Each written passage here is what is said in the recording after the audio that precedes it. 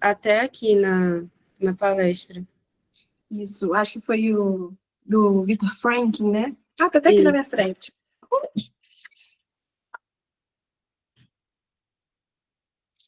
E o sorteio que a Vanessa falou, a gente vai fazer o anúncio dele na segunda. Na segunda-feira vai ter o anúncio do sorteio. Aí sigam a gente no Instagram para vocês ficarem por dentro.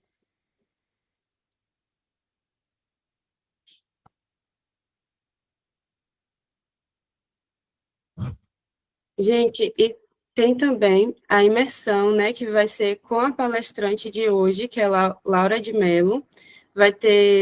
Vão ser 3 dias de imersão. E está tendo um desconto, uma promoção, que está saindo por, deixa eu ver aqui, são 3 pessoas, né?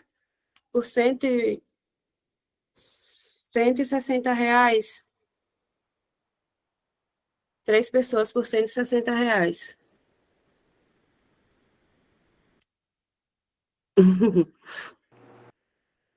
Inclusive, a gente vai fazer um sorteio específico para quem está assistindo a palestra da Laura. A gente vai mandar o link aqui do post dela. E aí, todo mundo que comentar lá vai ter um sorteio lá naquele post. E a pessoa que for sorteada, ela vai ganhar um dia da imersão com a Laura.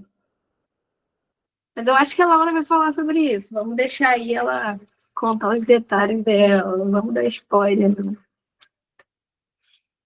É isso aí, gente. Vou aproveitar o espacinho, então, para falar um pouquinho. A ideia é a gente aprofundar um pouco o que vai ser discutido hoje, tá? Então, hoje vai ser um panorama muito geral sobre muita coisa. E a ideia é a gente poder aprofundar na semana que... Não na semana que vem, né, Gurias? Ficou para outra ainda.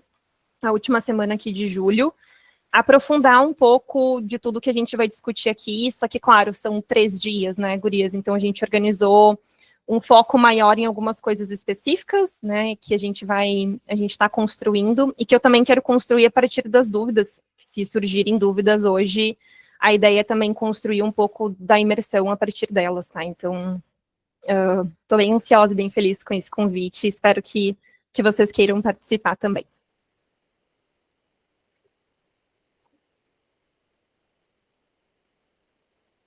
Isso, gente, aproveitem a promoção da imersão. São 3 amigos, R$ 120 em um curso.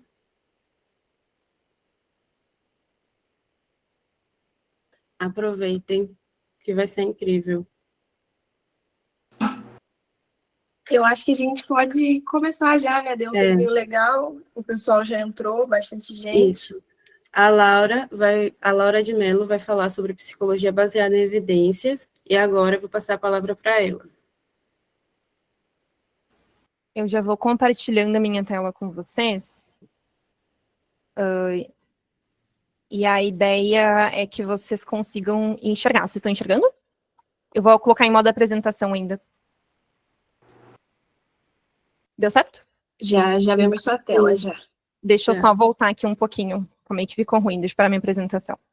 Vou pedir uma licença para vocês, porque eu estou bem improvisada aqui, até estava falando com as gurias da organização. O meu notebook quebrou hoje de tarde, e daí eu fiz uma gambiarra para poder conversar com vocês hoje sobre a PBE. Então, estou com uma câmera improvisada aqui na minha esquerda, por isso que eu não estou olhando direto para a câmera, porque eu estou olhando para vocês, na minha frente. E estou com uma tela gigante, então a luz está refletindo muito no meu óculos, então peço desculpa por isso também, mas se ficar ruim, vocês me avisam. E a ideia é que o som também fique bom, então se ficar ruim, vocês também me avisam, tá? Deixa eu voltar aqui para a apresentação.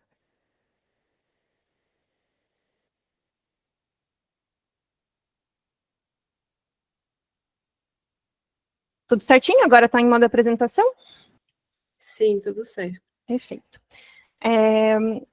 Vou tentar manter o meu 1h15 de palestra para que a gente possa ter a palestra da Ana aí também dentro do horário. Eu estou tendo um retorno no meu áudio, não sei se é do meu áudio. Deixa eu ver. Fechei aqui. Ah, tá. Achei que fosse o meu áudio que estivesse dando erro. Obrigada. Não, o seu tá ótimo. Obrigada.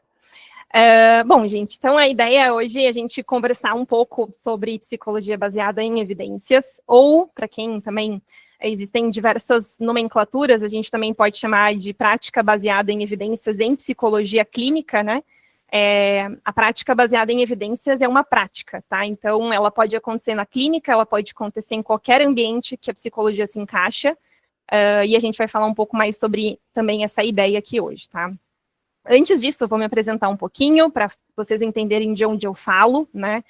Eu me chamo Laura de Mello, sou graduada em psicologia pela UFSPA, que é uma faculdade aqui de Porto Alegre, que é onde eu moro. Me formei no final do ano passado.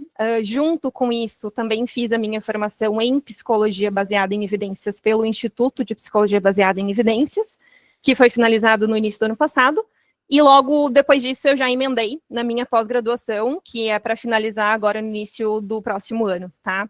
Uma graduação específica em psicologia clínica com base em evidências, tá? O nome é Prática Baseada em Evidências em Psicologia Clínica. E a ideia também é trazer um pouco para vocês, entendendo que acho que de todas as palestras que vão acontecer em todo esse congresso, entendo que a prática baseada em evidências, né, a psicologia baseada em evidências, ela é a que a gente menos escuta falar na faculdade, né, infelizmente. Então, a ideia é trazer para vocês um pouco de como eu fiquei sabendo da prática baseada em evidências. E já antecipo que o assunto não foi abordado na minha graduação. E se foi abordado na tua graduação, depois coloca nos comentários para a gente saber o nome da tua faculdade, porque, de fato, é muito incomum, atualmente, isso ser abordado dentro das faculdades como uma disciplina, né? Assim como é a psicanálise, assim como são as outras abordagens também, como a TCC, como a existencial, como as abordagens sistêmicas, né? Então, eu tirei essa foto aí, né? Sem saber o que era PBE dentro da faculdade. Eu fiquei sabendo por fora, né? E aonde eu ouvi falar sobre PBE, tá? E aqui não é uma propaganda, tá, gente? Estou trazendo um pouco para vocês do meu histórico. Eu ouvi falar sobre prática baseada em evidências a partir do que eu acompanhava desse psicólogo, que é o Wesley Delanogari, que naquela época, né, há 3 anos atrás, começou a trazer um pouco mais da noção de neurociências dentro do contexto da psicologia clínica, e junto com isso ele traz a discussão também da prática baseada em evidências, e eu seguia ele, né, no Instagram, e comecei a ouvir um pouco disso. Entrei na formação dele em prática baseada em evidências, que também é dado aí por outros professores da área. E acho que de ponto principal, assim, também, que naquela época fez muito sentido para mim ouvir falar sobre prática baseada em evidências, é que a prática baseada em evidências, ela tem um entendimento sobre a nossa prática, sobre a prática do psicólogo, que encaixou muito com o entendimento que eu tenho como profissional, que é a parte da ética, tá? Dentro do atendimento clínico, e isso eu vou trazer também na discussão hoje da nossa conversa, tá? É um dos tópicos de hoje. Qual que é a relação da ética com a prática baseada em evidências? Claro, né, daí todas as coisas extras e além que a gente faz em relação à faculdade, também estão aqui na influência do quanto que a prática baseada em evidências faz muito sentido para a forma como eu atuo dentro da clínica, tá? Que é a minha atuação principal, né, como psicóloga. E aqui, né, o INPB é hoje onde eu faço a minha especialização, tá? Não é propaganda de novo, só para contextualizar vocês da onde vem essa minha formação, tá? Para quem também tiver interesse. E ali embaixo, algumas fotinhos minhas participando de congressos e compartilhando um pouco da minha experiência com pesquisa, tá? E a ideia, acho que também aqui do Startup PC, que eu fiquei muito feliz com esse convite, abrindo esse espaço, né, para que estudantes conheçam mais sobre prática baseada em evidências, porque, de fato, a gente normalmente não escuta isso dentro da faculdade, a gente escuta isso fora, nos cursos, nos congressos que a gente se propõe a participar, para ampliar o nosso conhecimento e entender o que existe além do que estão nos mostrando, né, que eu acho que também essa é a ideia do congresso que a gente está participando aqui, que eu também estou participando como aluna, tá? Acho que é importante colocar isso aqui, tem várias palestras que vão acontecer ainda que são bem interessantes, assim como foram as das gurias, né? E eu trouxe aqui um pouco para que a gente tenha uma noção de quais são os tópicos do que a gente vai conversar hoje, tá? Primeiro, a gente vai passar pelo histórico da PBE, a definição do que significa a PBE, por que a gente pode optar, ou por que eu optaria, né, pela prática baseada em evidências, falar sobre PBE e ética, como eu comentei, e o passo a passo da PBE, como colocar isso na prática, tá? Que eu acho que é um ponto que traz um certo desconforto para muita gente quando começa a entrar em contato com o PBE. É como colocar isso em prática, tá? E, claro, eu vou tentar deixar o máximo de tempo possível para as dúvidas, caso elas surjam. Então, gente, a ideia aqui é que a gente se coloque, num primeiro momento, no lugar do nosso paciente. Ou imagino que muitos de vocês já foram pacientes ou ainda vão ser, né? Quando a gente fala da nossa atuação como psicólogo. Então, se coloque nesse lugar, tu é o paciente, né? Você confiaria, e se faça essa pergunta, né? Você confiaria em um psicólogo que escolhe as suas técnicas com base apenas no que ele acredita que funciona? E aqui eu gosto sempre de trazer a metáfora do médico, né? Porque a gente normalmente dá mais ouvido no senso comum para as metáforas que a gente usa com a medicina, tá? Mas vamos colocar aqui que tu vai fazer uma consulta com o médico e tu descobre que ele faz as intervenções dele com base no que ele acredita. Tu escolheria, tu continuaria, né, se consultando com esse médico? E tu, acho que primeiro ponto, tu sabe que ele está escolhendo apenas no que ele acredita e não no que de fato pode funcionar para ti? Porque muita gente não fala. E esse é um dos pontos da ética que a gente vai conversar depois, tá? Na prática clínica, a gente está o tempo todo tomando decisão. E a ideia da prática baseada em evidências, da psicologia baseada em evidências, é justamente nos ajudar a tomar essas decisões, tá? Ela nos convida a entender o como tomo a minha decisão dentro da minha prática clínica, tá? E aí vem uma primeira, acho que se alguém estiver fazendo anotação sobre o que a gente está falando hoje, vem a anotação mais importante, tá? A prática baseada em evidências não é uma abordagem, tá, gente? Chamar a prática baseada em evidências de abordagem é um erro, tá? Porque ela não é uma teoria que se volta e se coloca e se objetiva a ser uma abordagem, tá? Um tratamento, eu vou usar a psicanálise, eu vou usar a terapia do esquema, não é a mesma coisa. Eu vou usar a PBE, não é isso, tá, gente? A PBE não é uma abordagem. Então, o que ela é, né?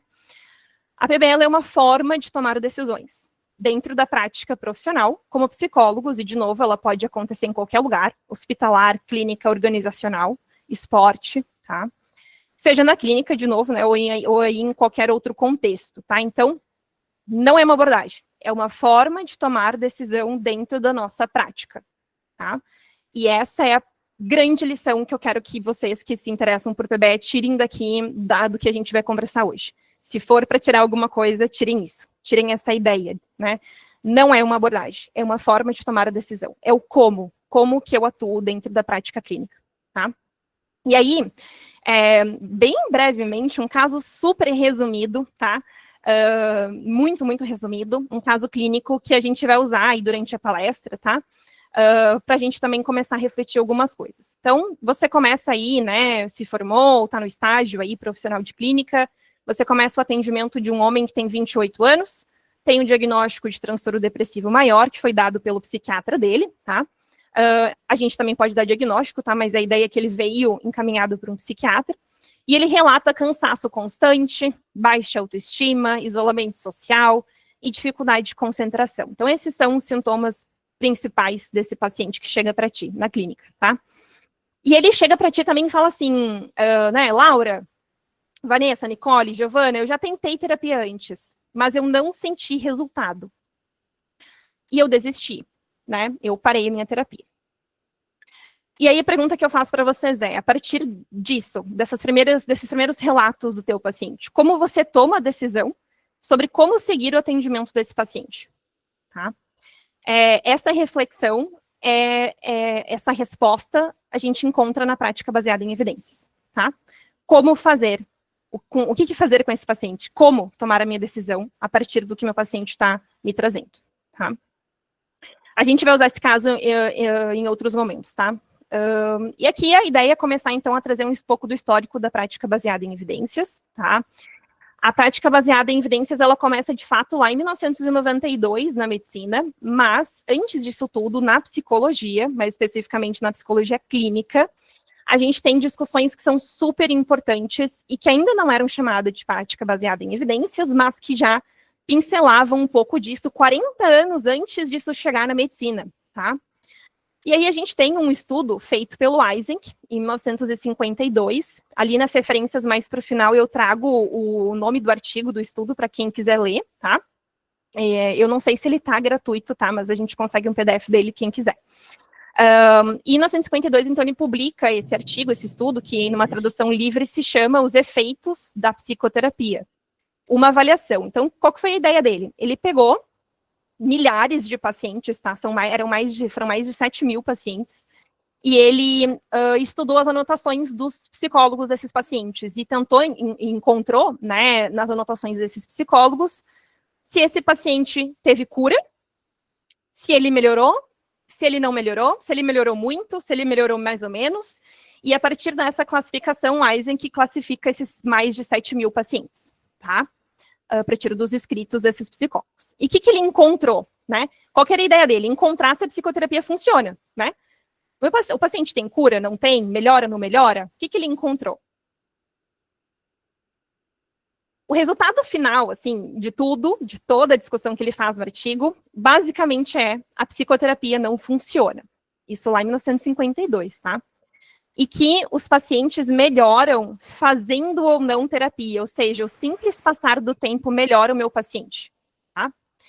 Ou seja, o que a gente faz não significa nada, tá? Para a melhora do paciente. Alguns anos depois, em 75 e também em 77, respectivamente, tá? Também as referências vão estar lá no final. A gente tem 2 estudos, tá? Um é uma meta-análise e o outro é um estudo clínico. O Smith e Glass fazem uma meta-análise de estudos de psicoterapia, buscando entender se a psicoterapia funciona ou não funciona, basicamente. E o Luborsky e outros escritores fazem um estudo clínico, tá? E aí, uma coisa que é importante pontuar para vocês, assim como no Eysenck, nesses outros 2 estudos tem problemas metodológicos que são sérios, tá? E, Laura, o que isso significa? Significa que não é um estudo bom. E a gente vai ver hoje que se não é um estudo bom, a gente dificilmente pode confiar no que ele está me dizendo, tá? Quem tiver interesse em saber quais são esses problemas metodológicos sérios, a gente pode conversar um pouco depois sobre isso, tá? Mas qual que foi o resultado que eles encontraram, né? Os 2 encontraram coisas muito parecidas na década de 70. A psicoterapia é altamente efetiva. E não existe, mais uma coisa, né? Não existem diferenças significativas entre as modalidades de tratamento, tá? Então, eles encontram exatamente o oposto do que o Eysenck encontrou, né? Alguns anos antes, tá? A partir disso, tá? Que essa é uma discussão inicial, se psicoterapia funciona ou não, a gente também tem na nossa linha do tempo, alguns anos depois, lá em 92, a medicina formando um grupo de trabalho, que se intitulou Grupo de Trabalho em Medicina Baseada em Evidências, que foi né, feito em 1992, e que inaugura, então, o paradigma, né, a história da prática baseada em evidências, que daí começa a ser usado em diversas áreas da saúde, de forma geral, tá? Então, não é só psicologia, tá, gente? É fisioterapia, é odonto, é nutrição, é enfermagem, educação física. Todas as áreas da saúde começam a usar a prática baseada em evidências a partir do que a medicina inaugurou lá em 92, tá? Ainda na década de 90, surge uma discussão que também é importante para a prática baseada em evidências dentro da psicologia, tá? E essa discussão, ela aconteceu entre as divisões da APA, né, que é a Associação Americana de Psicologia, que inclusive tem um site muito legal para quem tiver interesse em olhar, eles trazem diversas informações importantes, mas qual que foi a ideia da década de 90 dentro da prática baseada em evidências? A gente discutiu, naquela década, se os fatores comuns e se os fatores específicos, quem é melhor que o outro, né? O fator específico ou o fator comum? E daí eu vou trazer uma explicação breve para vocês do que é cada um deles e qual que é a ideia dessas duas coisas, tá? A divisão 29, que é uma das divisões, das várias divisões que a APA tem, tá? Defendia e defende hoje ainda os fatores comuns. O que são os fatores comuns? Se a gente pegar todas as abordagens da psicologia, vão existir coisas, fatores, que são comuns a todas elas. Um exemplo master, que é o exemplo maior, né, desses fatores, é a relação terapêutica. Toda abordagem tem relação terapêutica, né? Então, esse é um dos fatores comuns. E a divisão 12, e daqui que eles falavam, né? Os fatores comuns, eles que fazem a psicoterapia funcionar. O que isso significa, então? Se são os fatores comuns a todas as abordagens que fazem a minha psicoterapia funcionar, então eu não dependo da abordagem, eu dependo dos fatores comuns. A relação terapêutica existe na psicanálise, existe na terapia do esquema e existe na TCC. Então, se os fatores comuns é o que fazem a mudança do meu paciente, eu tenho que olhar para isso e não para a abordagem que eu estou utilizando. E daí a divisão 12 fala, não, só um pouquinho, a gente não pode fazer essa distinção. Existem os fatores comuns, mas a gente entende que os fatores específicos são superiores. O que são os fatores específicos? Os fatores específicos são aqueles que são específicos às abordagens. Então, a TCC, ela tem técnicas específicas, procedimentos específicos, a psicanálise também, a terapia do esquema também, a ACT também tem. E, a partir disso, a divisão 12 falava, não, são as abordagens que, de fato, fazem a terapia funcionar, e não os fatores comuns. Como que essa discussão está atualmente, tá? A discussão atual, ela não existe. A discussão atual é que fatores comuns e específicos são igualmente importantes para a mudança, para obter bons resultados dentro da psicologia clínica, tá? E, infelizmente, a gente não sabe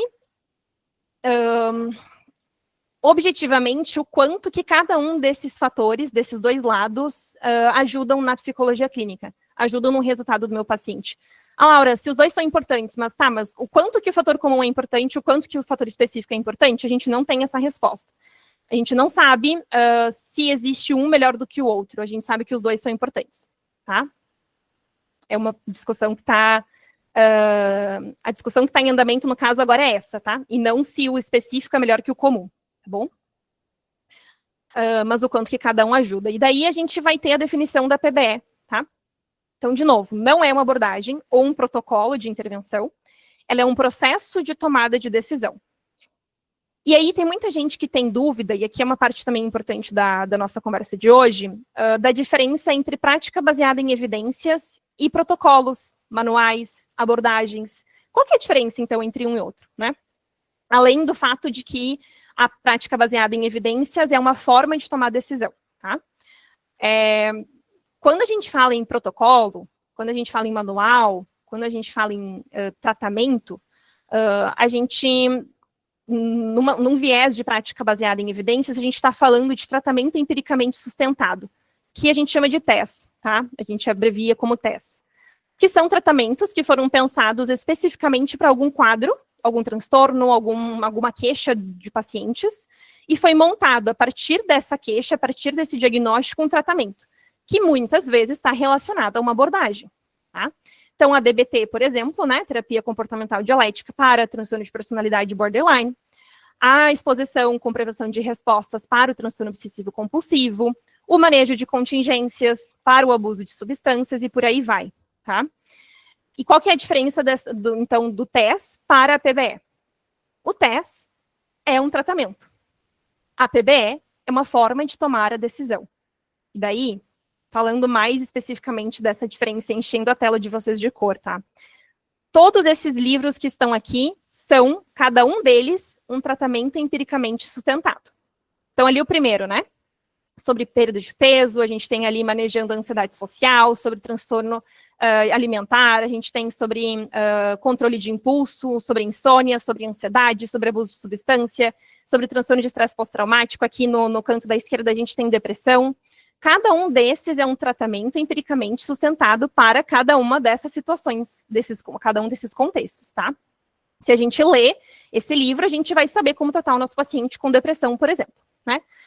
Mas a gente não vai estar fazendo prática baseada em evidência se a gente simplesmente pegar esse livro e reproduzi-lo, assim como está escrito no livro, para o nosso paciente. Então, aí a gente baixa um dos mitos da PBE, né? Que a PBE é protocolo, PBE é manualizada. Quem fala isso não sabe qual de fato é a definição de PBE. E ainda a gente vai falar um pouco mais sobre isso, tá? Sobre a definição ampla de PBE. Porque fazer PBE, né, ser adepto à PBE, né, tomar as decisões na prática clínica com base em evidências, não é fazer protocolos, não é aplicar protocolos, não é aplicar manuais, tá? Isso aqui são tratamentos empiricamente sustentados, e não PBE, tá? Laura, o que é PBE? PBE é isso aqui, é esse triângulo. Eu vou unir a melhor evidência científica disponível com a minha perícia clínica e com as preferências e cultura do meu paciente, tá? Isso é PBE. O transtorno empiricamente sustentado, gente, está lá na melhor evidência científica disponível. Ele é uma das minhas pontas do meu triângulo. Então, se eu faço só a melhor evidência científica disponível, eu não estou fazendo PBE. Porque eu estou deixando de lado a minha expertise, as minhas competências, estou deixando de lado de olhar para isso, e também estou deixando de lado o meu paciente, tá? E aí a gente vai falar um pouquinho sobre cada uma, tá? A melhor evidência científica disponível, ela é basicamente a gente... parte da ideia da imersão que vai acontecer daqui a 2 semanas é a gente aprofundar um pouco mais disso, tá? Mas a ideia é a gente procurar a melhor evidência disponível, tá? E qual que é a palavra que é importante nessa parte da definição, tá? É a melhor evidência disponível, tá? Porque pode ser que a gente busque algum estudo, busque a melhor evidência disponível para algum problema, algum diagnóstico, e a gente vai lá e encontra 2 estudos. Depressão tem milhares de estudos, mas a gente pega algum transtorno específico lá, ou alguma queixa específica, e a gente encontra 2 estudos para aquela situação. Você ainda vai estar fazendo prática baseada em evidências, tu ainda vai estar usando a melhor evidência científica disponível, porque você ainda assim está se apoiando na melhor evidência disponível, tá? A culpa não é sua de que só existem 2 estudos, a culpa é de quem faz pesquisa, tá? E eu gosto muito de pesquisa, mas a culpa é de quem faz pesquisa. A gente deveria pesquisar mais sobre isso, a gente deveria abrir mais o leque dos estudos sobre isso, para ajudar os nossos pacientes. Mas a culpa não é sua. A culpa não é de quem está lá na ponta, na prática, né, da clínica. Então, a melhor evidência científica disponível é basicamente o que fazer. O que eu vou fazer com esse meu paciente? É respondido pela melhor evidência científica disponível. Em partes, tá? Mas, para a gente resumir, o que fazer a gente encontra na melhor evidência científica disponível.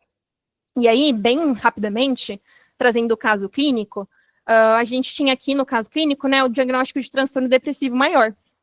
E no diagnóstico de transtorno depressivo maior, a gente já sabe, né, a partir de várias pesquisas que já foram feitas, por causa desse diagnóstico que é super pesquisado, que existem 2 abordagens que são as mais...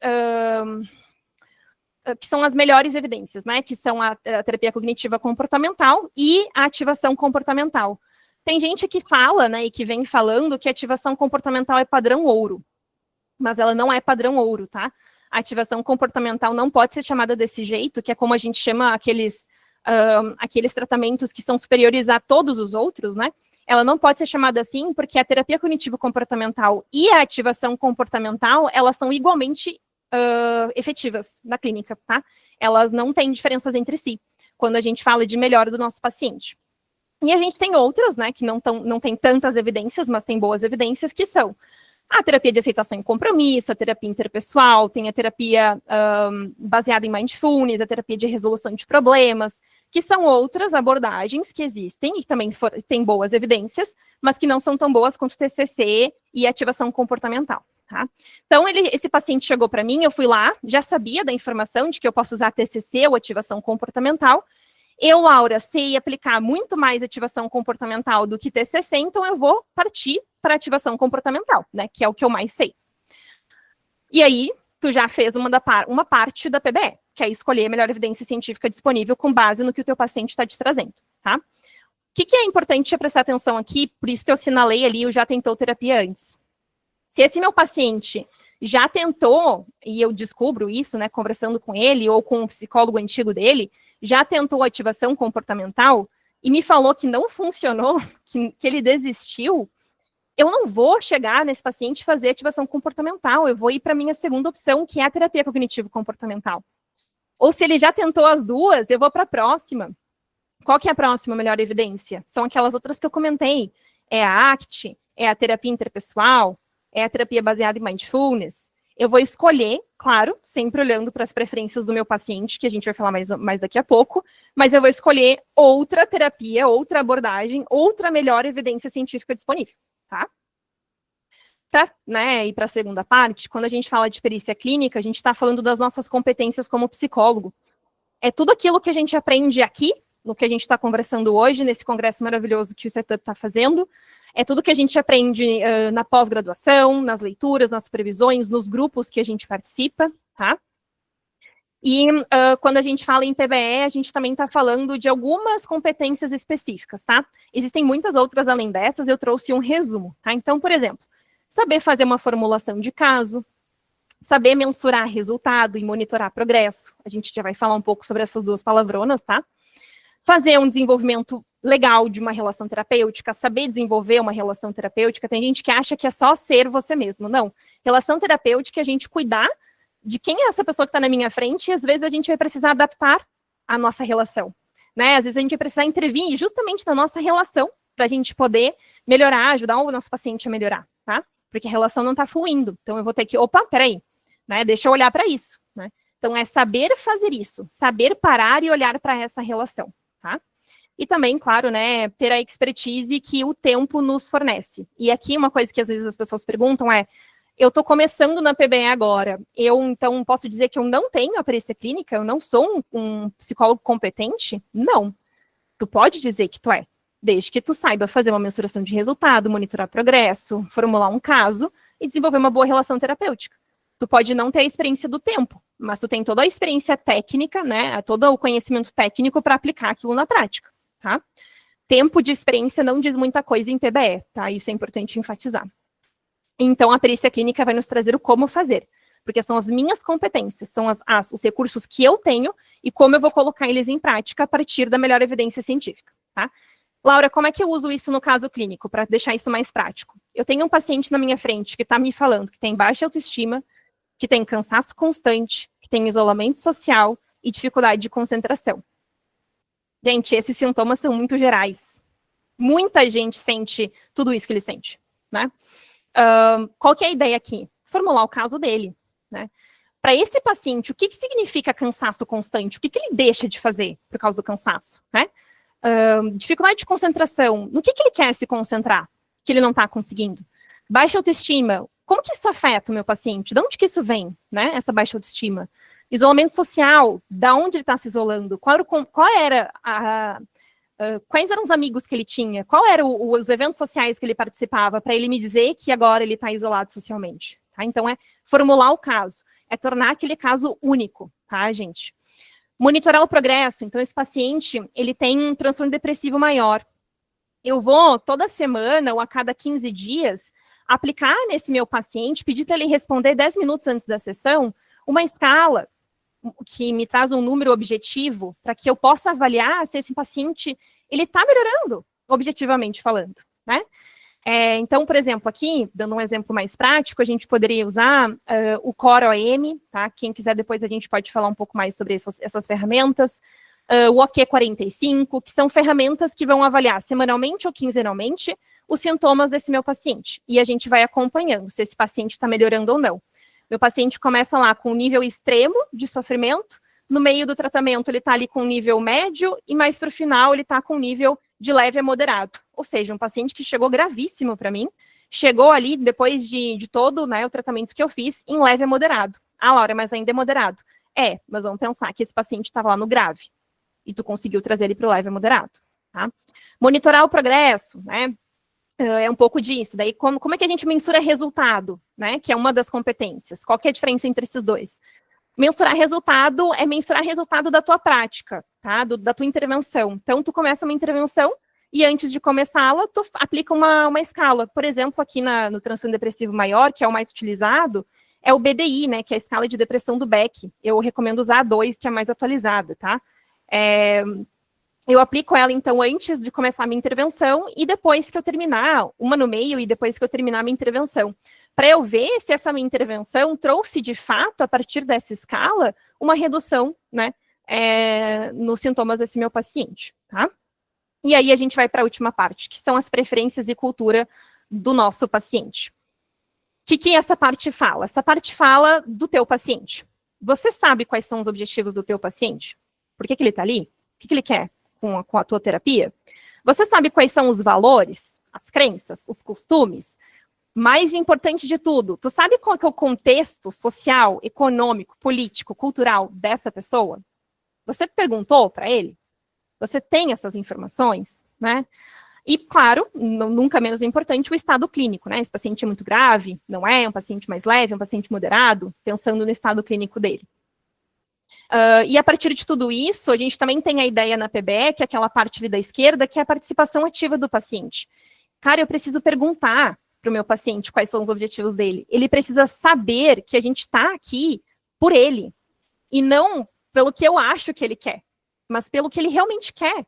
Né? Fulano, né? Esse paciente aqui, que é o nosso paciente do caso. Fulano, quais são os teus objetivos com a psicoterapia? O que tu quer? O que tu espera? Né? Não é o que eu espero, é o que ele espera. Então, ele tem uma participação ativa. Ele vai tomar a decisão de como a gente vai caminhar nesse processo. E aqui tome muito cuidado, porque é um equilíbrio. Tu não vai dar todo o poder para o teu paciente, né? Poder, né? Falando uma palavra meio chula, mas não vai deixar o teu paciente tomar o controle ali da tua clínica. Tu vai fazer um equilíbrio ali com o que tu sabe, com a tua competência, porque tu é o terapeuta, mas tu vai dar permissão para que esse paciente participe do que ele está fazendo ali contigo, tá? Então, as perguntas são aqui nesse momento: o que o paciente acha disso? E ele aceita isso que eu estou fazendo, né? Então, no caso clínico, a gente falou um pouco dos sintomas desse paciente lá atrás, né? Cara, essa pessoa está com dificuldade de concentração, ela se isolou socialmente, ela está com extremo cansaço. A gente pergunta para ele, fulano, né? Vamos colocar um nome aqui, Lucas, né? Qual que são os teus objetivos com a terapia? Qual a tua expectativa, né? Dado todo esse sofrimento que tu está passando. Ah, Laura, meus objetivos, eu queria voltar a frequentar a faculdade. Eu tranquei a faculdade, só fico em casa. Eu queria retomar o contato com os meus melhores amigos, eu parei de conversar com todos eles me mandam mensagem, mas eu não respondo. E às vezes, gente, o paciente não vai ter clareza dos objetivos dele, tá? Normalmente, o que a gente faz daí é a gente começar a fazer perguntas que vão nos levar a esse objetivo, que ele mesmo vai levar a gente a esse objetivo, né?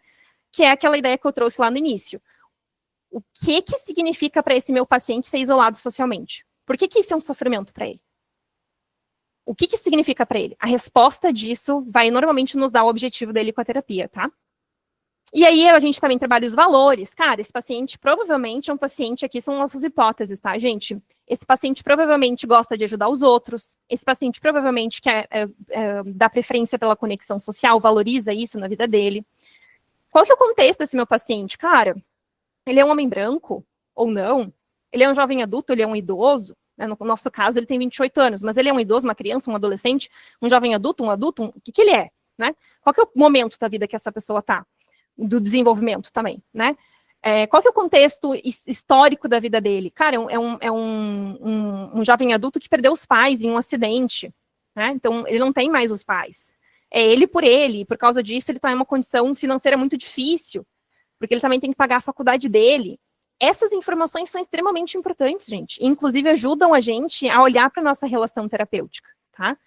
Se a gente não sabe quem é nosso paciente, a gente não tem como investir na relação terapêutica, tá? E aí, para finalizar, definição de PBE é um processo individualizado de tomada de decisão clínica, que vai ocorrer pela integração entre melhor evidência de pesquisa disponível, a perícia clínica do terapeuta, e o contexto das características e preferências do cliente, tá? E por que é um processo? Porque a ideia é que a prática baseada em evidências a gente não faz só no começo da terapia. A gente faz o tempo todo. Lembra que eu falei que tu tá monitorando o progresso? Gente, se esse paciente começa a mostrar que ele tá piorando, sinto muito, mas não tá dando certo o que tu tá fazendo, tá?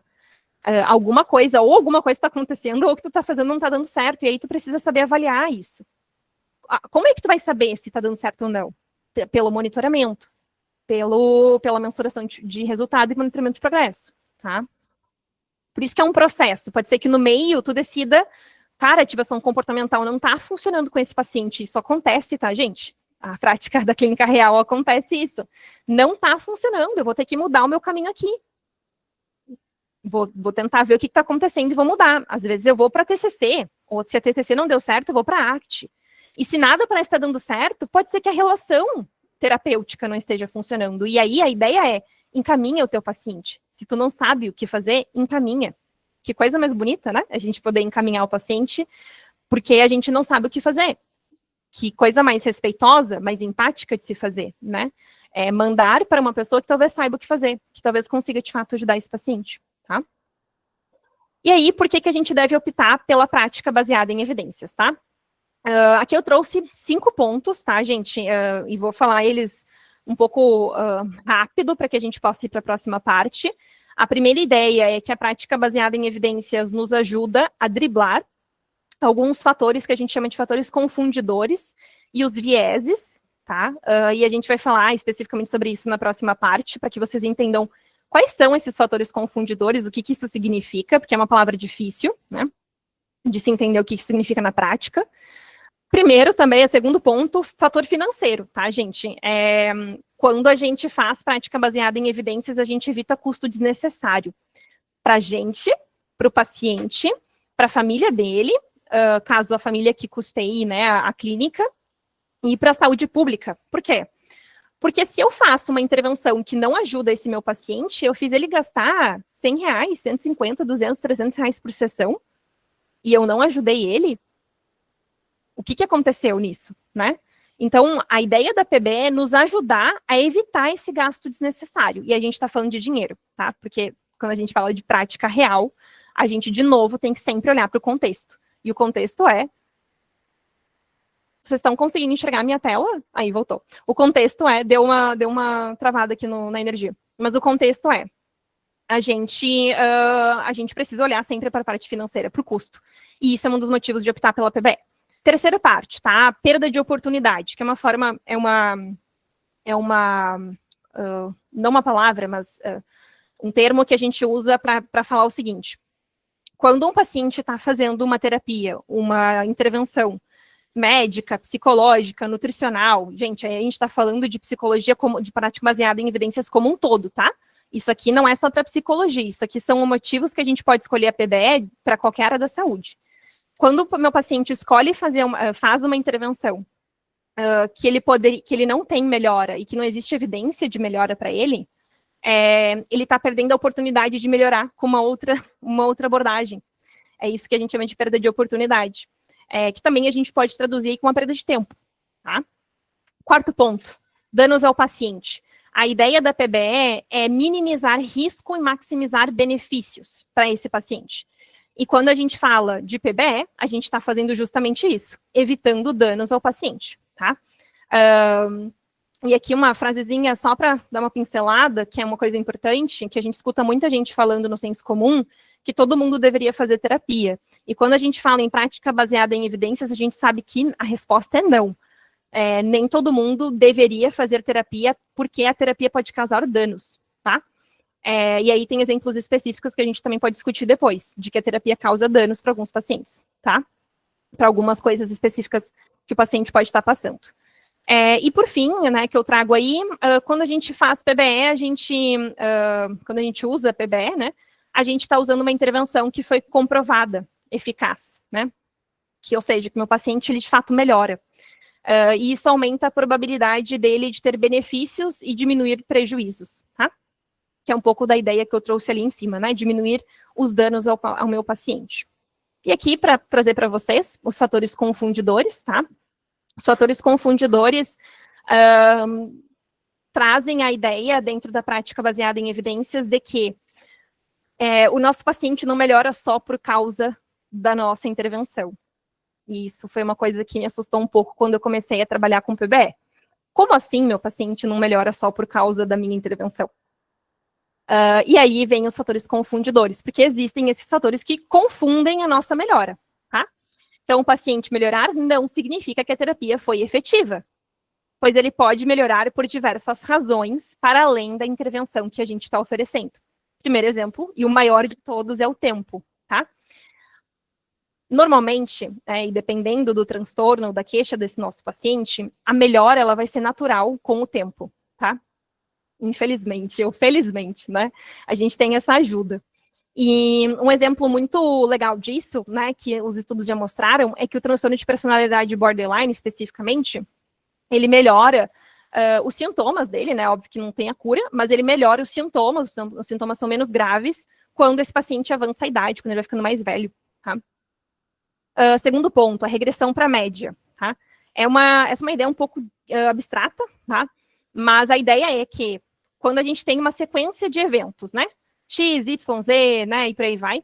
Quando a gente tem uma sequência de coisas acontecendo, as coisas que são extremas, os eventos extremos, eles são seguidos por eventos medianos. O que isso significa? Eu tenho um pico de piora do meu paciente, tá?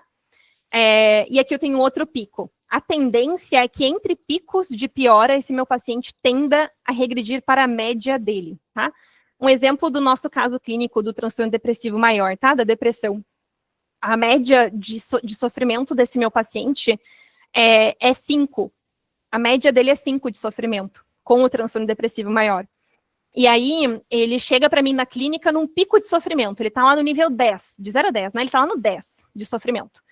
E daí, daqui a 1 mês, 2 meses, 3 meses, eu vou lá e aplico o meu... Pergunto para ele, de 0 a 10, né? Agora, quanto que tu tá sofrendo? Qual que é o teu nível de prejuízo por causa da depressão? O meu nível é 5, Laura. Daí tu pensa, cara, eu sou foda, né? De 10 a 5, eu diminui em 3 meses, né, o sintoma do meu paciente, a gravidade do meu paciente pela metade? Não, normalmente não, tá? É porque esse paciente regrediu para a média dele, que é 5, tá? E pode ser que daqui a 1 mês ele volte para o 10, tá? Se a sua intervenção não estiver funcionando, tá? Para finalizar, né, esses outros 3 pontos. O efeito Hawthorne, ou, como eu gosto de chamar, e como a gente chama também aqui no Brasil, o paciente bonzinho, tá? O paciente bonzinho é aquele que fala pra gente que ele tá melhorando apenas para nos agradar ou para não nos magoar, tá? E existem muitos pacientes que fazem isso, tá? O efeito Hawthorne é aquele que fala que a gente muda o nosso comportamento quando a gente é observado. Isso já foi comprovado, né? Então, a clínica não é isenta disso. O paciente muda o comportamento dele a partir da gente, do que a gente está observando, da nossa observação. Então, ele vai nos dizer, Laura, melhorei, né? Mas, de fato, ele não entende que ele melhorou. Ele acha que, na verdade, pode ter piorado, ou estagnou, tá na mesma. Mas ele vai me dizer que melhorou, porque ele não quer me magoar, né? E a gente também tem o viés de memorização, que esse é super importante. Quando a gente fala de memória, a gente está falando de uma função cognitiva do ser humano, né? Que é imprecisa. Ela é imprecisa tanto para nós, psicólogos, quanto para o nosso paciente. Então, o paciente pode relatar que ele melhorou, mas, na verdade... por exemplo, vamos perguntar assim, né? Fulano, para aquele nosso paciente do caso, há 2 meses atrás. Eu estou perguntando uma coisa de um pouco de tempo atrás, do passado. Há 2 meses atrás, como é que tu tava? Laura, eu tava muito mal, agora eu acho que eu tô muito melhor. E daí tu pensa, nossa, eu sou foda, né? Melhorei esse paciente em 2 meses. E daí quando tu vai ver, tu esqueceu.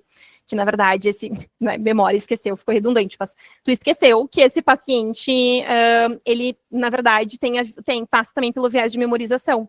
Não é que ele melhorou, pode ser que ele simplesmente, na comparação de tempo, simplesmente não conseguiu se lembrar 2 meses atrás, como é que eu tava, não sei, né? Não sei quando que eu melhorei, não sei se eu melhorei, né?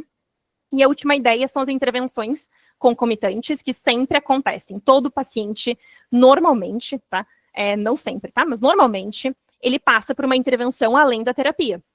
Então, é um paciente que normalmente está fazendo atendimento psiquiátrico, pode ou não, a partir desse atendimento, estar tomando medicação, uma intervenção da neuropsicologia, a partir das avaliações neuropsicológicas, é um paciente que está fazendo, sei lá, bebendo o chá que a avó dele deu para ele. Ele está passando por outras intervenções ao mesmo tempo.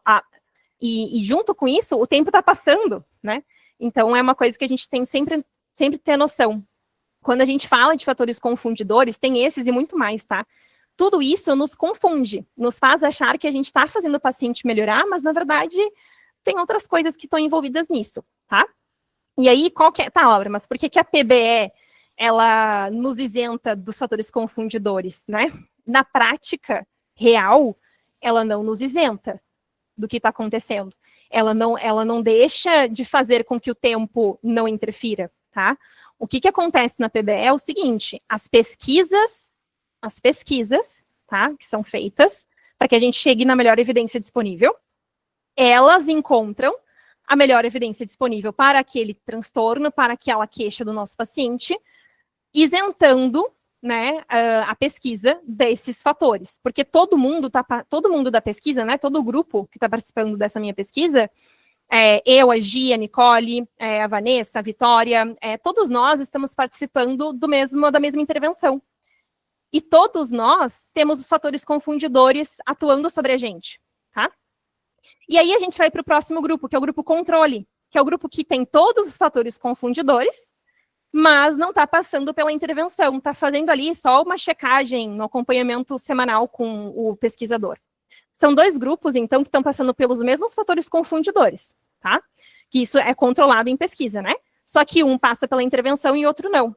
Então, se eu encontro que a minha intervenção é melhor do que simplesmente ficar esperando o tempo passar, que seria o grupo controle, bom, então a gente encontrou a solução, né, na pesquisa, de que a gente encontrou a melhor evidência científica disponível quando a gente controla os fatores confundidores. Isso aqui é um pouco complicado, porque a gente acaba unindo a informação a ideia de pesquisa, né, e por isso que a gente quer fazer a imersão, para a gente discutir mais sobre pesquisa e metodologia, tá? Trazendo um pouco mais de informação de qual que é a ideia da imersão, né, que a gente vai fazer daqui a 2 semanas, e acho que o pessoal do Startup Psi tem mais informações para passar para vocês depois, e também no Instagram, tá?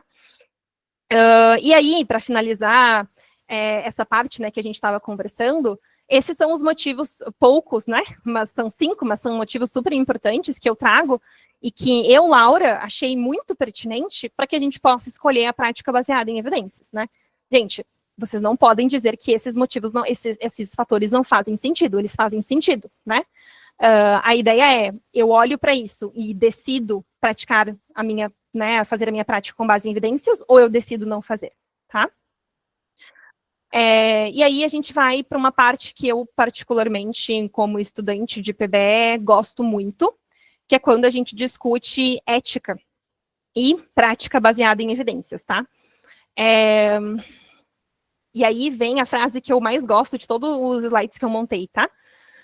A gente lida com pessoas em vulnerabilidade que revelam o mais íntimo na expectativa de reduzir o seu sofrimento. Essa frase, gente, é do Jean Leonard, que é o professor do INPBE, e que fala muito sobre a PBE agora no Brasil, né? E numa das aulas do curso da especialização ele fala isso, e eu gravei essa frase no meu caderno com vários asteriscos, porque é uma frase que exemplifica a importância da ética. Cara, se eu estou lidando com uma pessoa que está em vulnerabilidade, que revela para mim coisas super íntimas que talvez ela nunca tenha revelado para ninguém e nunca vai revelar para ninguém, e ele tá ali esperando que eu ajude ele, eu vou lá e aplico uma coisa que não ajuda, né? Aí a gente está falando de uma prática antiética, né? E aí, a PBE traz uma discussão e une a discussão de PBE e ética com os princípios da bioética, tá? Para quem já teve aula de ética na faculdade, são aqueles mesmos 4 princípios, tá? A autonomia, justiça, não maleficência e beneficência, tá? E aí a gente eu vou trazer um pouco para vocês as ideias desses princípios e como que a PBE está ligada a eles, né? Bem brevemente. Então, quando a gente fala de autonomia, qual que é a ideia central da autonomia? Todo ser humano que tem idade adulta e tem capacidade cognitiva preservada para tomar decisões, tem o direito de decidir o melhor para si mesmo. Essa é a ideia da autonomia. E aqui não é para psicologia, é o princípio da bioética para todas as áreas da saúde, tá? Então, consequentemente, quando eu omito, deu uma travadinha de novo, acho que já volto, tá, gente? Não sei se vocês estão vendo o pretão que fica, mas voltou. Quando eu omito informações importantes para esse meu paciente, no sentido, por exemplo, tá? Eu omito para o meu paciente que eu estou com um paciente que tem TOC, transtorno obsessivo compulsivo, né? Ou eu tenho um paciente ali, vamos pegar um exemplo mais fácil, mais caricato, tá? É fobia social, tá? E daí eu preciso fazer a exposição, esse paciente vai precisar se expor. Ou seja, o que eu vou fazer com esse meu paciente? Vou expor ele ao sofrimento, tá? Para quê? Porque a gente sabe que isso vai diminuir a fobia social dele, né? Só que se eu omito dele que a melhor intervenção para ele é que ele se exponha e que, consequentemente, ele vai sim sofrer muito com isso, eu não estou sendo ética. Eu preciso avisar o meu paciente, eu preciso avisar o fulano, a gente faz uma explicação inicial e bem básica do que é a exposição, e a gente fala, isso é um processo que, como tu pode bem ter imaginado, vai te causar muito sofrimento, né? E para mim é importante que tu saiba disso, que tu compartilhe comigo a tua experiência de sofrimento, porque a ideia é que a gente não te assuste, a ideia é que aos pouquinhos a gente vai, né, te expondo, tá? E se a gente omite isso do paciente, a gente não está sendo ético, porque se o paciente ouvir isso de mim e falar, Laura, eu não quero me expor, eu não quero passar por isso. E daí tem gente que fala, Laura, o que eu faço agora? Meu paciente disse que não quer se expor, não quer passar por isso. Sinto muito, mas a gente não vai poder fazer se ele sabe que a exposição é a melhor evidência, que se ele sabe, se ele entendeu que essa é a melhor forma do tratamento para ele, e ele ainda assim decide não fazer, o que a gente vai fazer? Tá bem, eu te respeito, porque a base da minha pirâmide lá da PBE é olhar para o meu paciente. Eu respeito a tua autonomia. A gente vai fazer outra coisa. Qual que é a próxima evidência que fala que é a melhor evidência para tratar a fobia social? Vamos para a próxima, né? E daí, a PBE, né, ela contempla, consequentemente, então, a autonomia, porque ela dá ênfase nisso, no paciente, né? Nos objetivos, nos valores, nas crenças desse paciente, e também porque ela obriga o terapeuta a compartilhar com os pacientes as informações da terapia.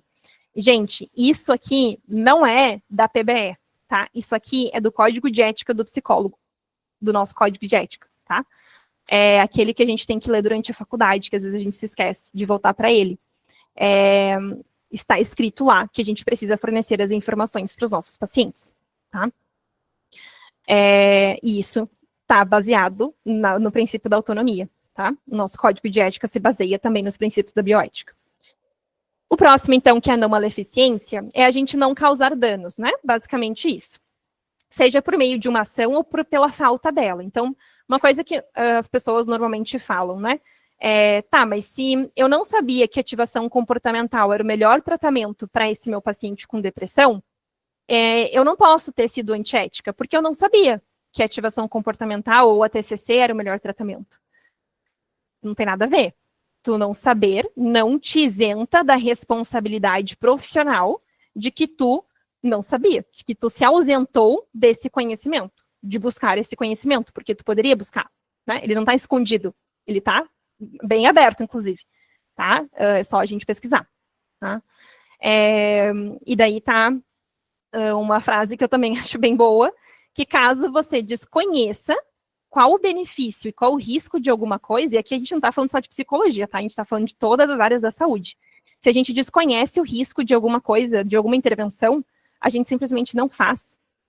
Se eu não sei o risco que isso pode causar para o meu paciente, eu não vou fazer. Eu preciso saber o que isso vai causar para o meu paciente. O que ele vai sofrer? Isso vai trazer sofrimento? Não, né? Isso aqui é indicado para o meu paciente? Não é indicado? Tem uma contraindicação, inclusive? Então eu não vou fazer, né? Para finalizar, a beneficência e a justiça, tá? A beneficência é basicamente a obrigação que a gente tem como profissional da saúde de maximizar a probabilidade de benefício ao paciente, e a gente faz isso em PBE a partir do momento que a gente utiliza a melhor evidência científica disponível, olhando para o nosso paciente e para nossas competências, tá? E a justiça, que é, né, basicamente o paciente receber aquilo que ele necessita. Então, aqui está a ideia e a parte da pirâmide lá da direita, né, que são a cultura, as particularidades do meu paciente, eu preciso considerar isso, porque ele precisa receber exatamente o que ele necessita. Se eu não olhar para o contexto do meu paciente, pode ser que eu não esteja dando o que ele precisa, tá? Pode ser que eu esteja, inclusive, causando dano para ele, e daí eu não estou sendo justa com esse meu paciente. Eu preciso personalizar o meu atendimento para ele. E aqui, gente, para finalizar a nossa última parte da nossa palestra,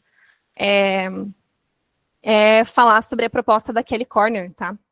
A proposta da Kelly Corner, a Kelly Corner é uma escritora, tá? Uma autora, pesquisadora de psicologia, psicóloga, ela é dos Estados Unidos, e a Kelly Corner, ela estuda principalmente a terapia comportamental dialética, tá? A DBT, só que a Kelly Corner participou da escrita de um dos capítulos do livro chamado, né, agora já portuguesando o nome, Terapia Cognitivo-Comportamental Baseada em Processos, tá?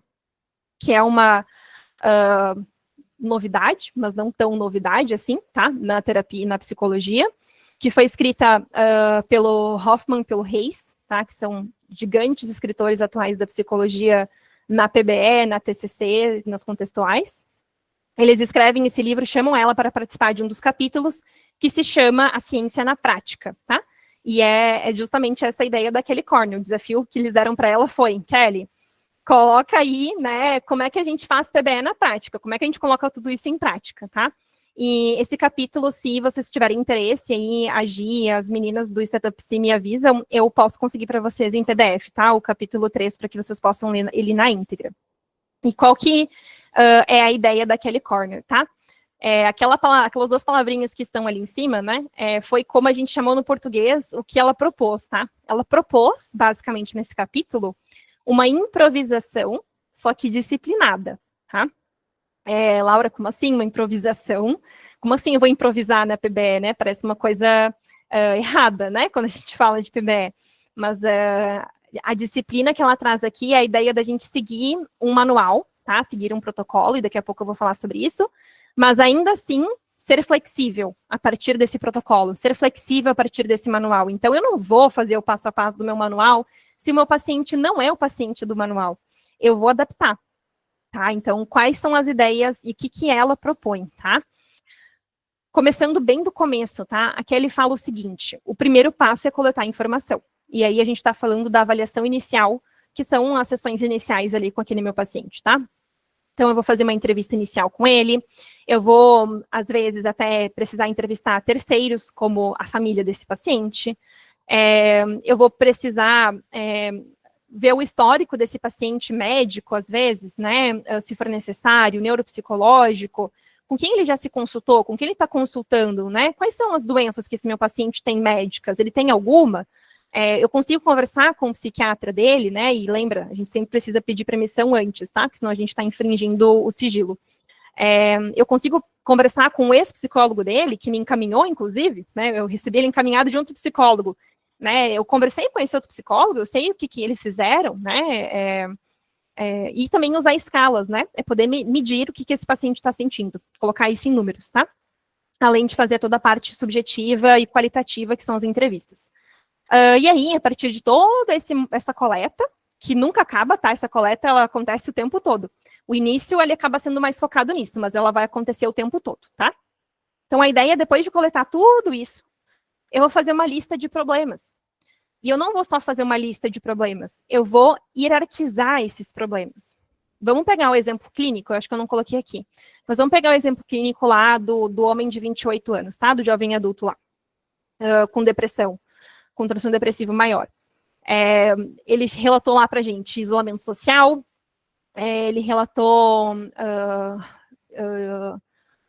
cansaço constante, ele relatou lá pra gente também que ele não tá conseguindo se concentrar, sei lá, problema de sono, tá? E aí a gente vai colocar isso numa lista, tá? E qual que é a ideia a partir dessa lista? Fiz a lista. Mas qual que é o maior problema desse meu paciente? Qual que é o problema mais grave? O que esse meu paciente está tendo mais sofrimento, está tendo mais dificuldade? O que está causando mais prejuízo funcional para ele?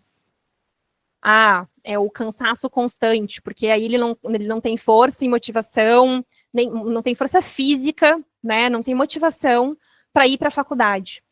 E isso acaba mudando totalmente a rotina dele, porque ele fica o dia inteiro dormindo. Tá, essa me parece ser, de fato, o problema mais significativo para esse paciente. Mas para o outro paciente, sei lá, vou inventar um nome aqui, para Laura, tá? Para Laura, né, para minha paciente Laura, pode ser que o problema mais grave seja o isolamento social. E isso a gente só vai saber ouvindo o nosso paciente, entendendo o que é mais grave para ele, porque a decisão não é nossa. Não é a gente que decide o que é mais grave. A gente tem, claro, a nossa avaliação. Mas a gente vai fazer essa avaliação a partir do nosso paciente, do que o nosso paciente está dizendo. Ele está dizendo que o isolamento social que está mais causando prejuízo, eu não vou dizer que ele está errado, tá, gente? Eu não vou dizer que ele está errado. E quais são os alertas vermelhos, que é aquilo que eu coloquei aqui na direita, para que a gente tenha sempre noção, que a gente precisa ter, né, um asterisco, assim, né, numa notinha aqui do lado da nossa mesa, quando a gente está atendendo. Se esse paciente, ele relata risco de suicídio, risco de homicídio, violência doméstica, dependência química, negligência, no caso de adolescentes e crianças, tá? Ou problemas mais estruturais de funcionamento de self ou funcionamento social, como transtornos de personalidade significativos, como uma esquizofrenia, tá? Ou um transtorno do neurodesenvolvimento, eu vou começar com esses alertas vermelhos. Ele pode até ter cansaço constante, isolamento social, falta de concentração, insônia, mas essa pessoa está com risco de suicídio. Eu não vou tratar o isolamento social dele antes de tratar o suicídio. Eu não vou, se essa minha paciente está passando por violência doméstica, eu não vou olhar para o cansaço constante, para a insônia, enquanto ela está sofrendo violência lá na casa dela. Eu vou olhar para a violência doméstica, tá? Então, a ideia dos alertas vermelhos aconteceu, tu sabe que isso está acontecendo, coloca lá como prioridade na tua hierarquia. Tu vai olhar primeiro para isso, e depois para as outras coisas, tá? E a ideia aqui é, quando a gente começa a intervir no que a gente colocou no top 1, então, eu vou intervir no suicídio, ou vou intervir no cansaço constante, no desgaste desse meu paciente constante. Quando a gente começa a intervir nos primeiros da hierarquia, os próximos já vão sendo trabalhados também, consequentemente, tá? E a ideia é a gente avaliar, né, a partir disso, o quanto que eles de fato estão sendo trabalhados, ou se eu preciso trabalhar especificamente alguma coisa desse problema, tá? Aqui tá a Kelly Corner, né? Eu sempre gosto de ver o rosto das pessoas, então trouxe o rostinho dela. E aí, quais são os 3 únicos passos que a Kelly propõe como sendo cruciais para a gente praticar evidência, tá? Fazer uma prática baseada em evidências. Aquilo que eu trouxe e enfatizei bastante lá no começo, tá? Fazer o monitoramento do progresso, tá? E a gente tem 2 coisas aqui, né? Que é a mensuração de resultado, que é aquilo que eu falei para vocês, um pré e pós-intervenção, ou até tem gente que gosta de fazer pré, meio e pós de intervenção. Então, eu estou aplicando lá a ativação comportamental no meu paciente com depressão ou TCC, e antes de fazer a intervenção, de novo, eu mensuro o resultado, né, inicial, né, como é que ele está inicialmente, a partir do BDI, que é a escala do Beck de depressão, faço no meio e faço no final, e eu vou analisar ali como é que foi, né, o quanto que eu melhorei esse meu paciente. E o monitoramento do progresso, que é diferente de mensurar resultado, a gente vai, quase que fazer uma mensuração de resultado toda semana, a cada 15 dias, tá? Então, eu sempre vou estar avaliando o tempo todo, a cada sessão eu avalio, a cada 15 dias eu avalio, objetivamente, né, com uma escala, com números, eu avalio o quanto que a minha intervenção está funcionando. Eu não vou deixar de fazer, eu não vou fazer isso só lá no final. Cara, eu já cheguei no final. Por que eu esperei tanto tempo, né, para saber se funcionou ou não? Deixa eu avaliar isso durante. Essa é a ideia do monitorar o progresso desse meu paciente na evolução e na melhora dele, tá? E aí a gente tem que ter uma noção sobre o processo, né, se esse paciente está melhorando, se esse paciente está piorando, ou se esse paciente estagnou. É essa informação que o monitoramento e a mensuração vão nos dar, tá? E daí são dicas que a Kelly dá, né? Essas 2 de baixo. A gente tem que sempre tentar deixar padronizada essa nossa avaliação. O que isso significa? Se eu comecei com o BDI, eu vou terminar com o BDI, né? Porque se a gente usa escalas diferentes, todas as escalas vão ter estruturas de validade, confiabilidade, de resultado que são diferentes. Então, eu vou começar com um e vou terminar com ele. Mesma coisa para o monitoramento. Eu estou usando o AQ45, eu estou usando o Core OM, eu vou continuar usando esse instrumento. Eu não vou ir para outro instrumento. Porque daí a gente deixa de ter uma coisa padronizada. A gente tem uma coisa meio aleatória, estou fazendo por fazer, mas não consigo tirar, né, a informação dessas escalas, tá? E aí a Kelly propõe que a gente tem que considerar mudar a nossa intervenção a cada 3 meses ou a cada 12 semanas, né? Mesma coisa, mais ou menos, se o paciente não tiver tido 50% de melhora. E a gente só sabe se ele teve 50% de melhora se a gente faz monitoramento ou mensuração de resultado, tá? Porque aí a gente está falando de uma coisa objetiva, né, de números. Para eu saber se 50% melhorou ou não, eu preciso saber qual era o número de antes e qual era o número de 3 meses depois, tá? E aqui, gente, prestem atenção, pode ser que antes de 3 meses essa pessoa já te dê indícios de que ela não está melhorando. Então, não espere chegar em 3 meses só porque a Kelly colocou isso como é um geral, né? A gente tem que cuidar. Se a cada 3 meses ele não tiver essa porcentagem de melhora, cuida, dá uma olhada. O que está acontecendo, tá? Pode ser que tu precise mudar a tua intervenção. E aí, para finalizar, a gente tem esses 2 últimos pontos, né? Que a Kelly traz, que é a ideia da gente sempre utilizar um tratamento empiricamente sustentado, que são todos aqueles exemplos que eu coloquei no slide anteriormente, tá? E tem vários outros, mas a gente utilizar um tratamento empiricamente sustentado, tá? Ou seja, falando em palavras mais fáceis, um protocolo, tá? Usar um protocolo, usar um manual. E aí é importante, tá? Para o principal problema, como ponto de partida, tá? Então, esse meu paciente, o paciente da vida real, gente, ele não tem só transtorno depressivo maior. Ele tem transtorno depressivo maior e ele, sei lá, ele também ele já fez tentativas de suicídio.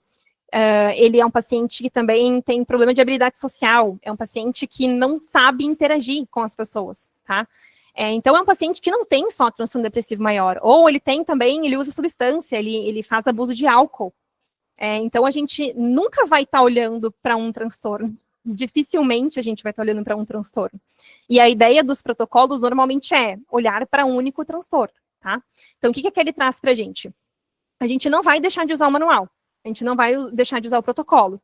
E por que não? Porque eles são baseados em evidência, porque eles foram estudados, eles dão resultado e mostraram que dão resultado, tá?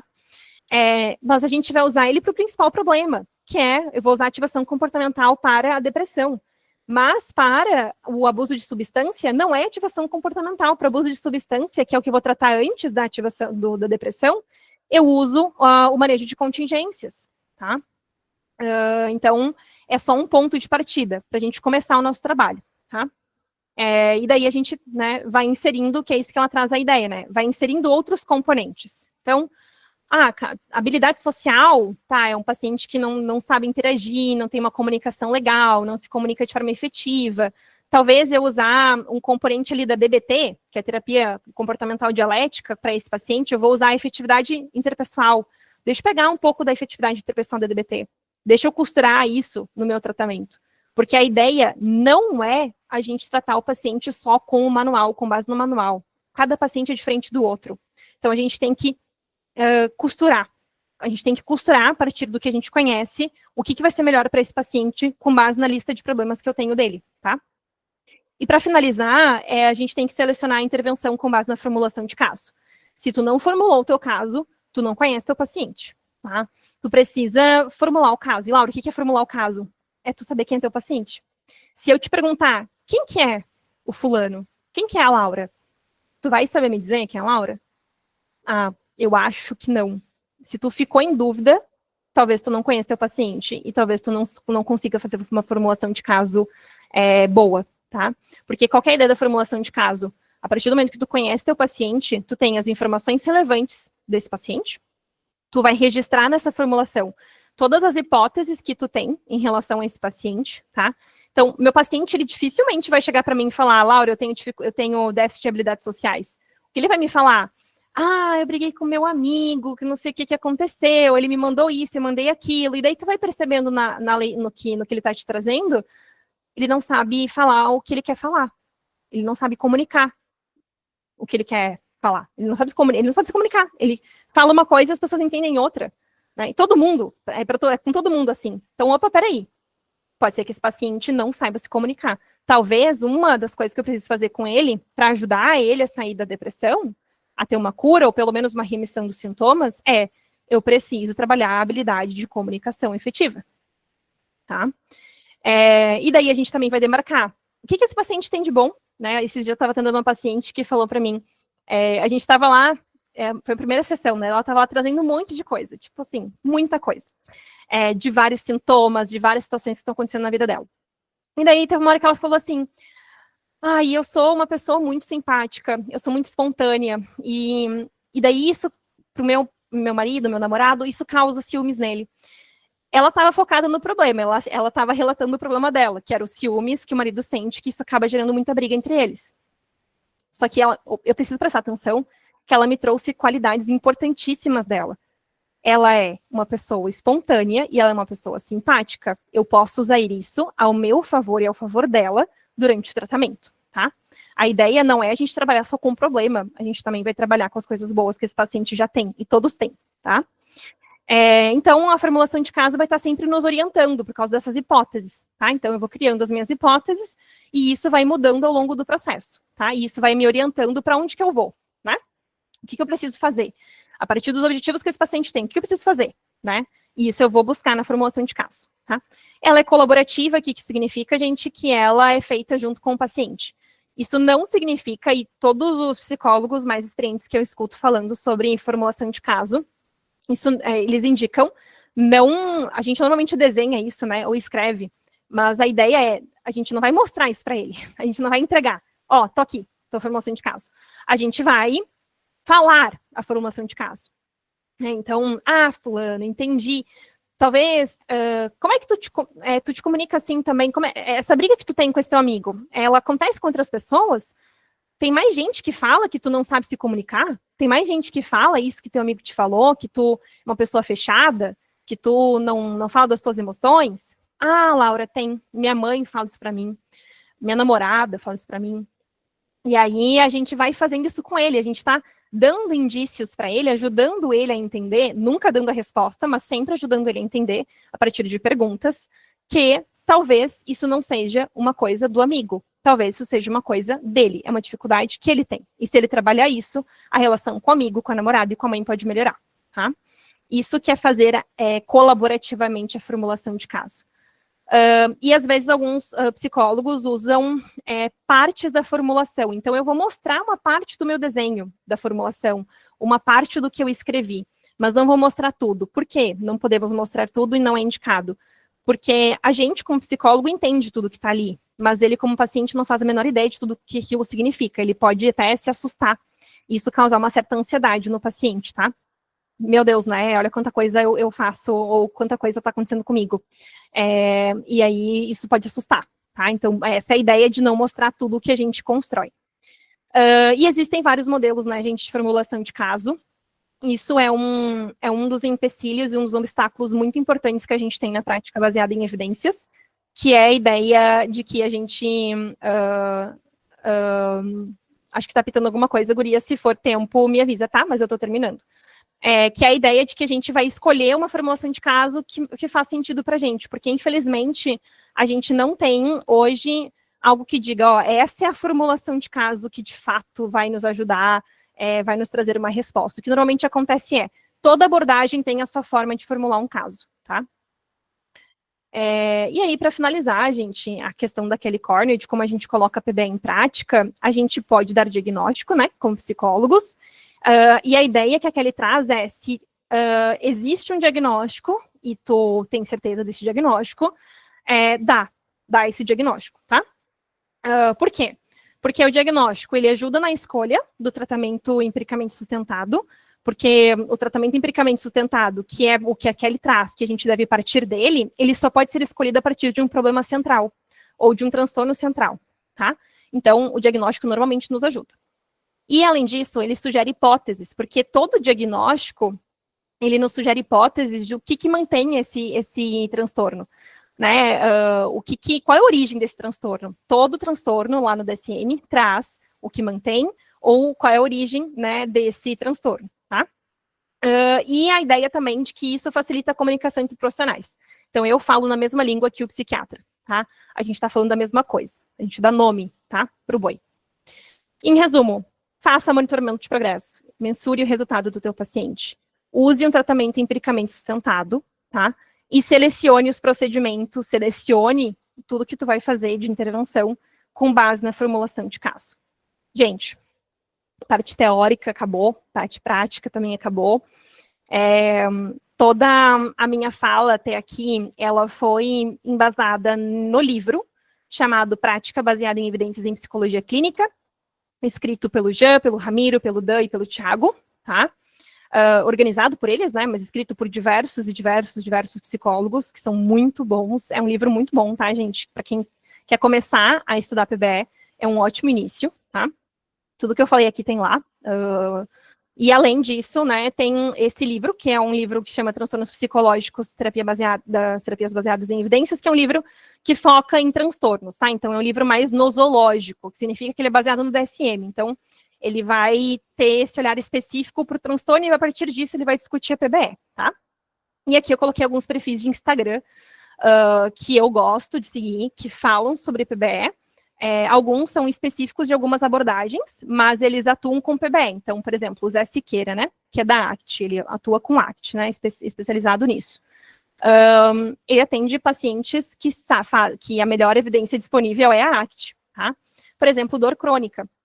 Dor crônica tem uma melhor evidência científica disponível na psicologia, que é a ACT, tá? Isso está em diversos manuais já. Então, digamos que o Zé é uma pessoa que super atende dor crônica, né? Mas pode ser que ele não se sinta tão confortável em atender depressão, porque a primeira opção é ativação comportamental. Mas são perfis que eu super indico, tá? Vocês seguirem. Tem vários outros, né? Aqui eu coloquei alguns que eu me lembrei. Aqui são as referências do que a gente conversou hoje, do que eu coloquei aí de texto, né? Para quem quiser dar uma olhada em quais são esses textos. E agradeço muito, né? Esqueci de colocar meu CRP aqui, mas coloquei lá no início. Esqueci de fazer isso, mas de forma geral, agradeço muito vocês, a confiança das gurias aí do Startup Psi, pelo convite, e espero que tenha feito sentido tudo que eu trouxe. Eu entendo que são conceitos difíceis quando a gente está tendo o primeiro contato, então a ideia da imersão é justamente a gente aprofundar isso e olhar isso com mais cuidado, porque às vezes é muito nome novo, né, para quem nunca viu uma aula de PBE, nunca viu nada de PBE. Tá? É uma dificuldade que eu tive no início e que só com o tempo, só estudando, só se debruçando, a gente acaba pegando o jeito e entendendo o que tudo isso significa. Tá? Gurias, não sei se vocês... Deixa eu sair daqui. Obrigada, Laura. A palestra foi maravilhosa. Eu perdi vocês. Calma aí. Aí, foi. Foi, né? Agora vocês estão me vendo. Sim. Como é que foi o tempo, gurias? 9h43, estamos lá. Estamos bem. Vamos abrir para perguntas agora. Então, vou fazer uma interrupção nesse nosso cronograma. Ixi, Maria. Porque a Ana já está aqui com a gente. E eu ia perguntar se a Renata também já está aqui. E enquanto elas vão aparecendo aqui, porque tem muita gente, não dá para ver, Renata apareceu aqui, a Ana também. Tinha visto ela entrando em algum momento. Bem-vinda, meninas. Desculpa te interromper, Vanessa, é só por causa do horário. Sim. Vamos lá. Cadê a galera com as perguntas? Tem que ser papum. Tem 2 minutos. Enquanto isso, eu vou reforçar a imersão em Psicologia Baseada em Evidências, que vai ser com Laura, que vai acontecer dia 28, 29 e 31 de julho, às 19 horas, e são só 20 vagas, com certificado, viu, gente? Com valor acessível de R$50 cada curso, ou combo de todos os cursos por R$160. Tenho uma dúvida ali. Desculpa interromper, Vanessa, eu estava lendo. Eu tô com algumas anotadas aqui também, vai lá. Não, vai lá, Gi, vai lá. Então, se tu anotou, vai lá. Eu ia trazer uma provocação, assim, né? Vai lá, Gi, adoro. É aquilo que eu falei, a gente está vindo de 2 palestras da psicanálise lacaniana, toma de linguagem, de inconsciente, E agora a gente salta para uma psicologia baseada em evidências, que fala de ACT, TCC. Estudo. Não sei se o pessoal se perdeu nesse caminho. Eu espero que ninguém tenha se perdido. É bem diferente, né? Sim. E aí eu venho para a pergunta de uma das coisas que você citou, foi sobre algumas controvérsias que a gente tem, de, por exemplo, o paciente bonzinho. Tá. E aí eu fiquei pensando como entraria, então, esses exemplos dessas controvérsias, nesses casos, quando a gente aplica as escalas nesses pacientes. Tá, tu diz como é que eu sei se meu paciente está sendo sincero na minha escala? Isso. Tá. Sempre que a gente aplica uma escala, a gente corre o risco do paciente responder o que ele acha, o que a gente chama de desejabilidade social, né? Então, ele vai responder o que ele acha que a gente quer que ele responda. Qual que é a ideia da escala? A ideia da escala é complementar a nossa prática clínica sem escala, tá? Então, ou seja, a nossa sessão, tá? Se o meu paciente, ele coloca lá, meu paciente que tem transtorno depressivo maior, tá? Vamos usar esse caso. Ele coloca lá no BDI, tá? Que ele vem dormindo bem? Eu tenho dormido muito bem. E daí na clínica, na sessão, ele já te disse que demora para dormir, que ele acorda ou que ele acorda no meio da noite, ou que ele acorda e não consegue voltar a dormir, que ele dorme só 3 horas por noite. Existe uma incongruência. Então, é uma ideia bem caricata, né? Dificilmente isso vai acontecer, tá? Mas o paciente, normalmente, quando é algo mais objetivo, ele tende a responder certo, né? De acordo com a experiência dele. Mas qual que é a ideia aqui? A escala, ela complementa a nossa atuação. Então, a escala pode, sim, vir respondida com base no que o paciente acha que a gente quer escutar. Mas a gente vai fazer uma comparação com o que a gente vê na clínica, tá? Então, é uma coisa complementando a outra. Às vezes, o que vem, inclusive, na clínica é diferente do que vem na escala. Então, por exemplo, meu paciente nunca me falou que ele tem problema com sono, e daí na escala vai lá e aparece. Eu tenho problema com sono, eu não consigo, eu demoro, sei lá, 2 horas para dormir. Aparece lá na escala. Opa, peraí, é uma coisa que ele não tinha me falado ainda. Entende? Então é uma coisa complementando a outra, tá, Gi? Mas é uma ótima pergunta. Entendi. Trouxe essa pergunta de escala, porque eu sei que a terapia dos esquemas também usa ali algumas coisas ali, alguns rabiscos. Então, para a gente já começar a pensar na terapia do esquema aí, a gente tem que transitar, gente. A gente está saindo da psicanálise lacaniana, indo para a PBE e vindo para a terapia do esquema, a gente tem que transitar junto, senão... Sim. Mas se você quiser responder aquela pergunta para a gente... Tem, né? Para finalizar, deixa eu ver. Tava lá em cima. Eu saí de lá, calma aí. Se eu não me engano, a pergunta foi, então a PBE como que escolhe uma abordagem? Tem várias abordagens? Isso aqui, ó, foi a Ana Beatriz. A Ana perguntou, mas no caso precisa de uma abordagem para que seja praticado o PBE? Não precisa. Tem problemas, queixas que acontecem na clínica que a gente não vai estar usando uma abordagem específica, mas a gente vai estar tomando decisões com base na PBE, tá? Por exemplo, tá? Quando a gente fala, tem muitos pacientes com dificuldade de habilidade social, né? E vamos supor que a gente recebe um paciente que vem com essa queixa, tá, Ana? De habilidade social. Quais terapias trabalham habilidade social? Cara, eu posso trabalhar com muita coisa. Tem muita abordagem que traz componentes de habilidade social, tá? Por exemplo, que foi o exemplo que eu dei, a DBT, né? A DBT tem um escopo específico, uma atividade específica, várias atividades específicas de intervenções que a gente pode fazer na clínica que são chamadas de efetividade interpessoal. Eu posso, né, sabendo que a DBT é muito bem estudada na área de habilidades não só sociais, mas nas habilidades de forma geral, tá? Interpessoais, que a gente chama, sociais, a gente pode usar esse componente, tu entende? A gente não precisa ser da DBT. A gente pega o componente e vai se embasando, por exemplo, com base na formulação de caso, o quanto que esse paciente está melhorando ou não. Se ele não melhorou com DBT, com essas minhas técnicas de DBT, eu vou para outra técnica, tá? Então, a ideia é justamente fazer essa separação. O PBE não é uma abordagem. PBE é uma forma de tomar decisão. A gente não precisa aplicar uma abordagem, aplicar um manual, aplicar um protocolo para que a gente esteja fazendo PBE, tá? Não sei se eu respondo, Ana. Depois, qualquer